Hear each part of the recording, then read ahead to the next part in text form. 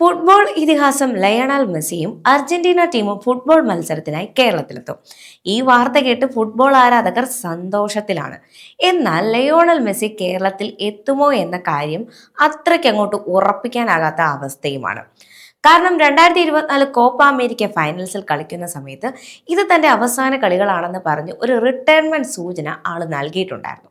ഈ സാഹചര്യത്തിൽ 2025 കേരളത്തിലേക്ക് എത്തുന്ന അർജന്റീന ടീമിൽ മെസ്സി ഉണ്ടാകുമോ എന്ന സംശയമാണ്.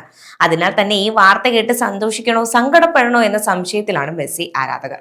മന്ത്രി വി അബ്ദുറഹ്മാൻ അർജന്റീന ടീമിനെ ക്ഷണിക്കാൻ സ്പെയിനിൽ പോയിരുന്നുവെന്നും 1.5 മാസത്തിനകം അർജന്റീന പ്രതിനിധികൾ കേരളത്തിൽ എത്തും എന്നും അറിയിച്ചു. 2025 മത്സരം. കേരളം സന്ദർശിക്കുന്നതിന് അർജന്റീന ഫുട്ബോൾ അസോസിയേഷന്റെ അനുമതി ലഭിച്ചതായും മന്ത്രി പറഞ്ഞു. മെസ്സി അടക്കം ടീമിൽ വരും എന്നും എതിർ ടീം ആരെന്ന് പിന്നീട് അറിയിക്കുമെന്നാണ് പറഞ്ഞിരിക്കുന്നത്. തുടർന്ന് ഔദ്യോഗികമായി സർക്കാരും അർജന്റീന ദേശീയ ടീമും സംയുക്തമായി ഒരു പ്രഖ്യാപനം നടത്താനാണ് തീരുമാനിച്ചിരിക്കുന്നത്. അർജന്റീന ടീമാണ് തീയതി ഔദ്യോഗികമായി പ്രഖ്യാപിക്കുന്നത്. ഫിഫ വിൻഡോ പ്രകാരം സമയം കണ്ടെത്തുകയും തീയതി അവർ തന്നെ പ്രഖ്യാപിക്കുകയും ചെയ്യും. 50,000 കാണികളെ ഉൾക്കൊള്ളാനാകുന്ന സ്ഥലത്ത് വേണം മത്സരം നടത്താൻ. 2 മത്സരങ്ങൾ ഉണ്ടാകുമെന്നും അത് കേരള സർക്കാരിന്റെ നിയന്ത്രണത്തിലുമാകും നടത്തുക.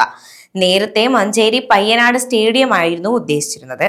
എന്നാൽ കൂടുതൽ ആളുകളെ ഉൾക്കൊള്ളാൻ കഴിയാത്തത് കാരണം ആ പദ്ധതി ഉപേക്ഷിക്കുകയായിരുന്നു.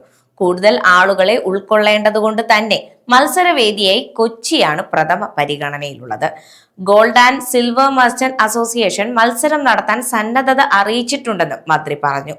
അർജന്റീന ടീം എത്തുന്നതിന് ചെലവാകുന്ന ഭീമമായ തുക സ്പോൺസർഷിപ്പിലൂടെ കണ്ടെത്താനാകുമെന്നാണ് സർക്കാർ പ്രതീക്ഷിക്കുന്നത്. നീലപ്പടയെ കേരളത്തിലെത്തിക്കാൻ 100 കോടിയിലധികം ചെലവ് വരുമെന്നാണ് വിലയിരുത്തൽ.